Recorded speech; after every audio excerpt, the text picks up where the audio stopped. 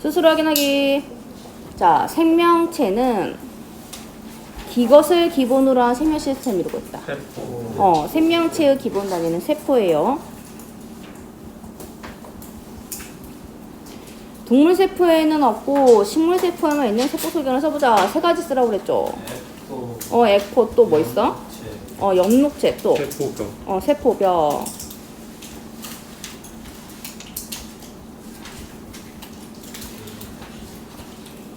여기 통합과학에서는 안 배우지만 이거 뭔가 깜빡깜빡 거리지 않냐? 왜 이래? 많이 원래 그래요. 원래 그래? 네. 그럴 때가 있어? 많아요. 특정한 상황에서. 연결을 이상하게 해서 그런가? 그거 선생님 그 노트북이랑 잘 맞았어. 네, 그러니까 왜 이래? 눈 아파. 지우개 같은 거 하나 교체하세요. 아이패드구나. 우선은 지금 안 깜빡거리지. 네, 그대로 두시면 돼요. 오케이. 뭐 말하지? 그래서 통합과학은 안 나오지만 동물세포에 있는 것은 리소좀 중심체 이렇게도 고3 때 배워요. 그럼 우리는 고등학교 1학년이니까 식물세포만 기억하면 돼. 식물세포만. 자, 오늘은 세포막을 경계로 한 물질 출입을 배웁니다. 물질 출입은 원래 출입문이 있다는 건 다 통과시키거나 다 나가게 할 수 있다는 것도 있지만 구분을 할 수 있다는 것도 있어요. 그래서 쓰이는 용어가 있는데 크게 두 가지로 나뉘어요. 자, 여기서 구분하는 기준은 뭐냐면 우선은 세포막을 경계로 한 거예요. 세포막. 그럼 여기서 쓰이는 단어가 뭐가 있냐면 전투과성이라는 말이 있고요. 그 다음에 반투과성이라는 말이 있어요.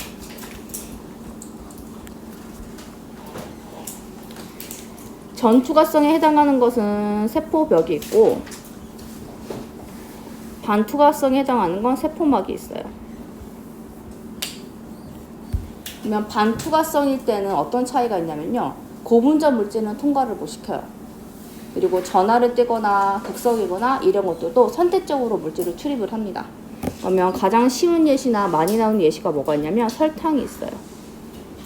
설탕의 분자를 그림으로 그리면 어떻게 생겼냐면 이렇게 육각형이 두 개 있는 이당류예요. 이렇게. 그래서 전투과성은 통과를 시키는데 반투과성은 통과를 못 시켜요. 그래서 반투과성 세포막을 이용하여 이런 식으로 지문이 등장을 해요. 반투과성. 그러면 요거를 이해하려면 세포막 구조를 이해를 해야 돼요. 그러면 세포막은 어떤 성분으로 되어 있는지부터 먼저 볼 거예요. 세포막은 어떤 성분으로 되어 있느냐. 여기 밑줄 그으시면 돼요. 세포막은 인지질과 단백질로 이루어져 있더라. 세포막의 구성 성분은 인지질과 단백질로 이루어져 있더라. 그러면 인지질은 어떻게 되어 있냐면 인지질 이중층으로 되어 있어요.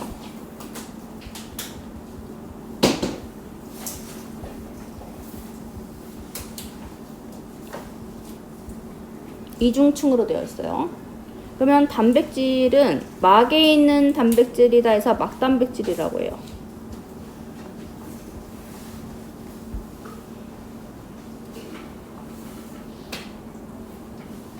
그럼 이제 인지질을 좀 배워볼 거예요.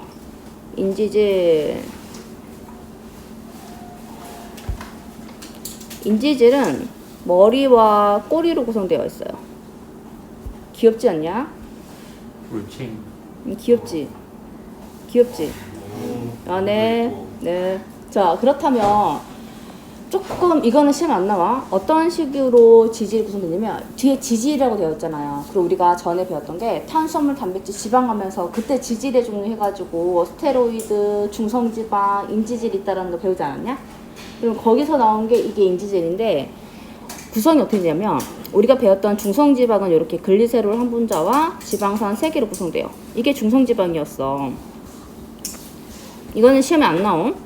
글리세롤 한 분자에 지방산이 3개가 있었단 말이에요. 그런데 그 중에서 여기 너무 굵은디?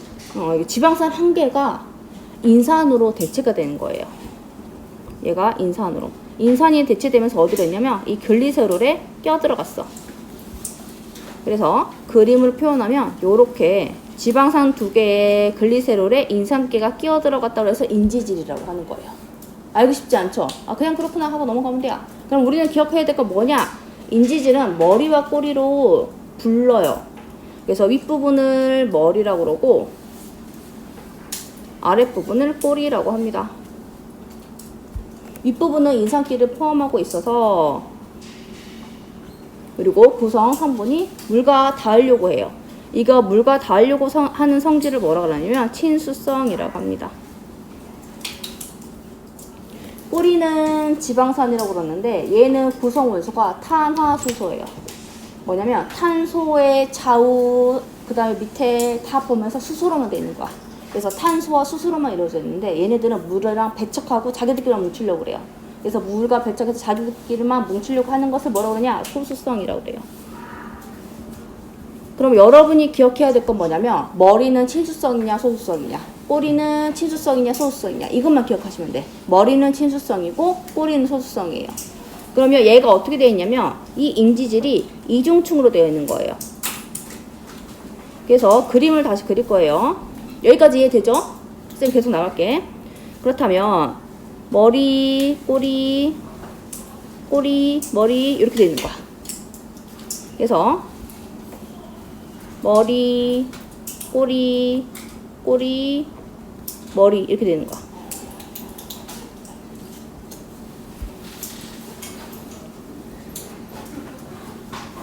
그러면 친수성, 소수성, 소수성, 친수성 이렇게.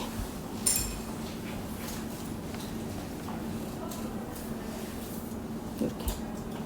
그렇다면 만약에 쌤이 시험을 낸다면 이렇게 될 수도 있는 거야. A 너무 굵으니까 더 안 보이네. A, B, C, D 라고 해놓고 A와 B는 모두 소수성이다. 또는 뭐 A와 D는 모두 친수성이다. A와 D. 이런 식으로 시험이 낼 수도 있는 거예요. 그러면 쌤이 부분만을 이렇게 그렸는데 밑에 있는 그림을 조금 보면은요. 요 그림 볼 거예요. 그럼 요 그림은 이렇게 볼 거야.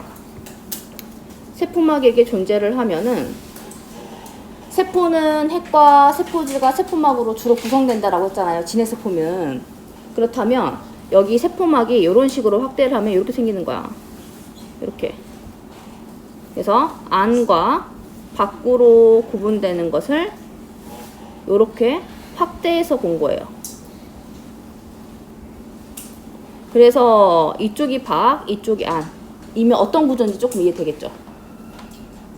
그러면 세포막이 하는 역할 중에 큰 거는 뭐냐면요. 세포의 안과 밖을 구획시켜줘요. 구획시켜주는 말은 뭐냐면 환경을 다르게 해줄 수 있다는 거예요. 그래서 생명 쪽에서는 예를 들어서 물질을 다르게 할 수도 있는 거고 아니면 pH를 다르게 할 수도 있는 거야. 바깥쪽은 예를 들어서 6.8 그럼 안쪽은 뭐 6.5 이런 식으로라도.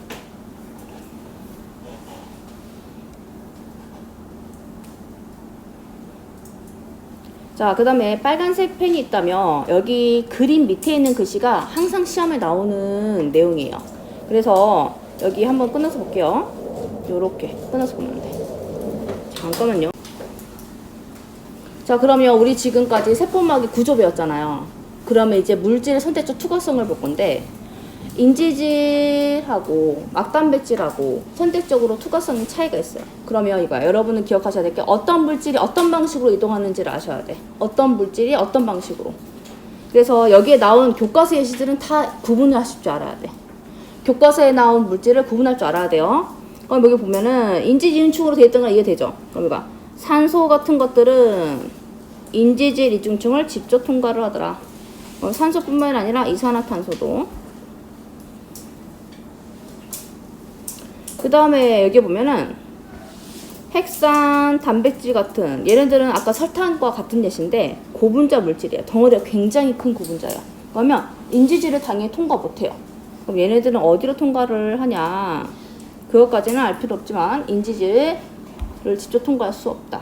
그러면 어떻게 통과하는지에 대한 세부적인 거 이제 배울게요.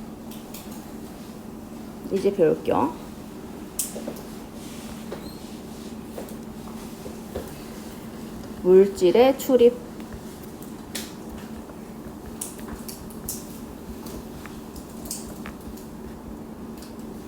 물질의 출입은 크게 두 가지로 나뉘어요. 그러면 그 나뉘는 기준이 뭐냐면 에너지가 쓰이느냐 안 쓰이느냐.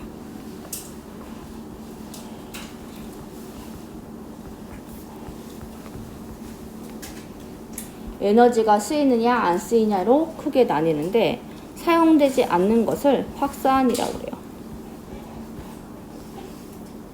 사용되는 것을 능동수송이라고 합니다.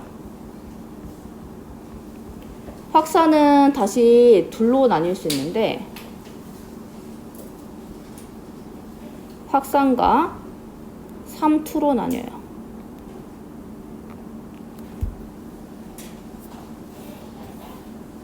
그러면 확산과 삼투로 나누는 기준은 뭐냐면요. 확산은 용질의 이동이고 삼투는 용매의 이동이에요.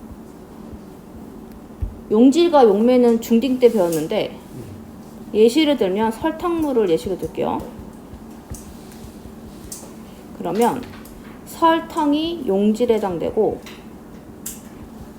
물이 용매에 해당되는 거야.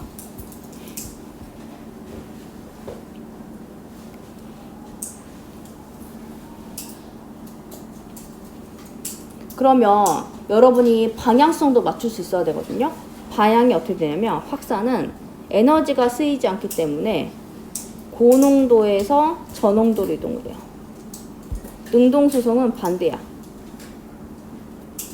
저농도에서 고농도로 이동을 해요.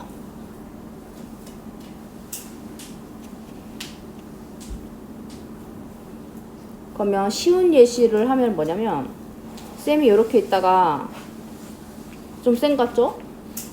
그럼 쌤이 이제 여기다가 이제 방구를 꼈어.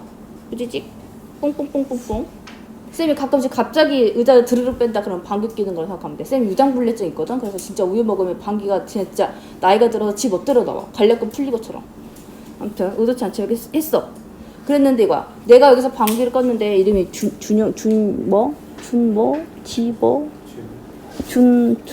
몰라.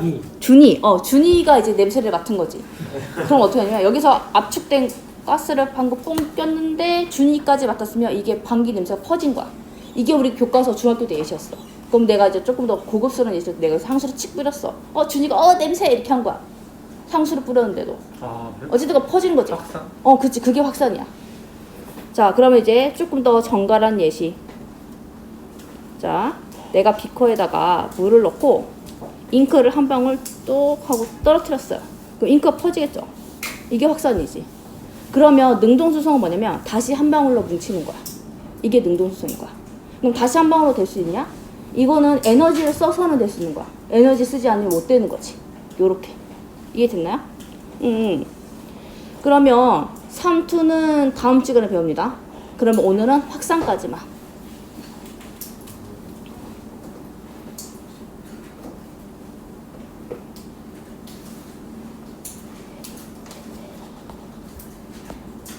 몇 페이지냐면 150페이지.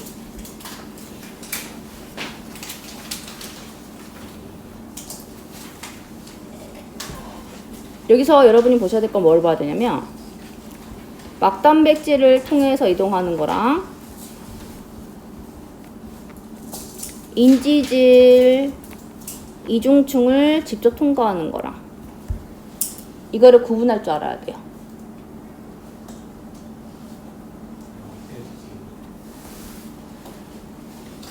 그러면 일반적으로 기체 분자 같은 경우들은 인지질 이중충을 직접 통과를 해요.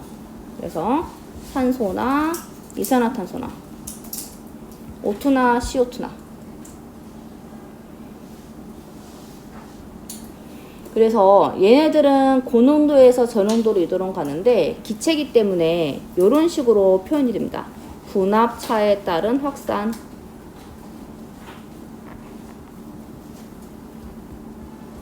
그러면 우리 인체로 따진다면 인체에서 숨 쉬는 곳이 폐거든요.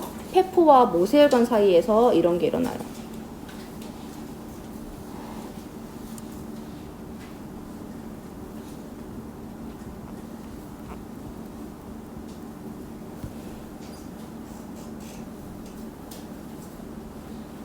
그럼 이거야. 이산화탄소가 높은 데서 낮은 쪽으로. 조금 재밌는 게 안 재밌으면 말고. 자, 봐봐. 우리 인체야. 자, 그러면 상식적으로 생각해봐.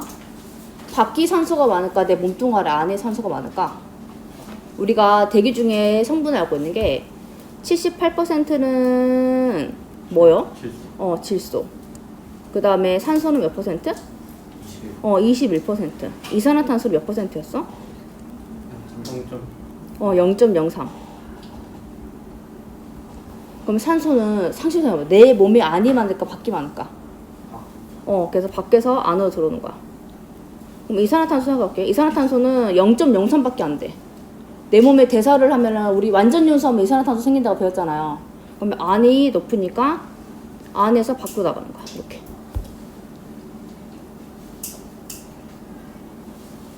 그럼 여기서 기억해야 될 거. 얘네들은 인지지임층을 직접 통과한다. 라는 것만. 산소는 인지지임층을 직접 통과한다. 맞아, 틀려? 맞아요. 이산화탄소는 막단백질을 이용하여 통과한다. 맞아, 틀려? 틀리는 거야. 산소나 이산화탄소는 인지지임층을 직접 통과한다. 요렇게. 너희 갑자기 졸리는구나. 어렵진 않지. 대답이 없군요.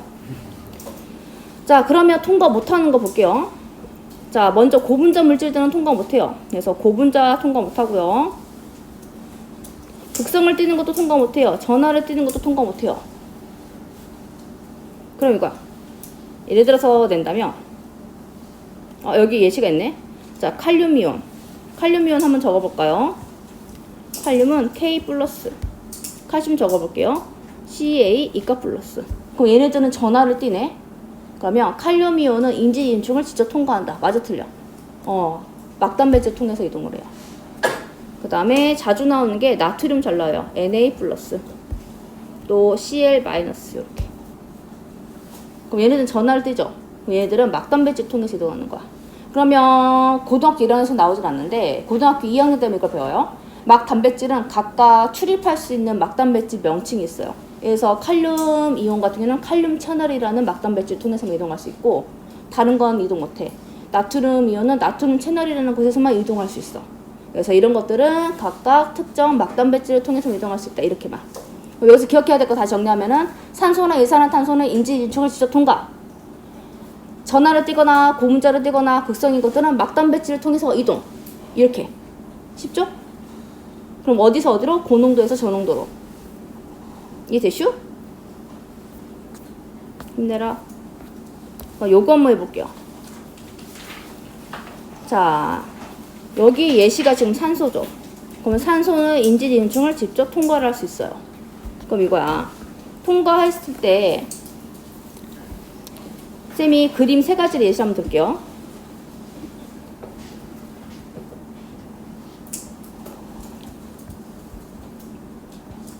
단순하게 바뀌다, 아니다 이렇게 줄 수도 있지만 또는 가 또는 나 이렇게 줄 수도 있는 거예요. 그랬을 때 시험 문제에서 여기를 고농도, 여기를 저농도라고 줄 수도 있어요. 그러면 방향성에 있어서 가에서 나 방향으로 이동을 하겠죠. 그쵸? 확산이니까. 그런데 이렇게 줄 수도 있어.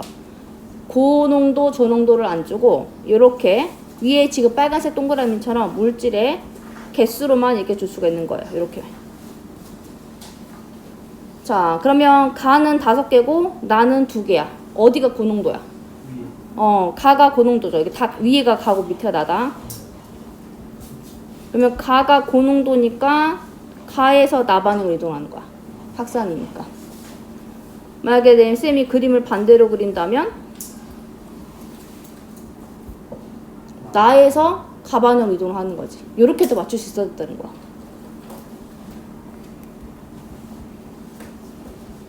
이럴 때는 나에서 가 방향이다.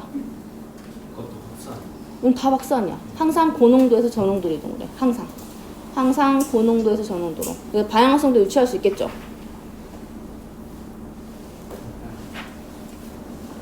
힘드냐? 왜냐면 그 다음 배운 내용이 조금 더 어려워서 여기까지만 할까? 네. 네, 여기까지만 합시다.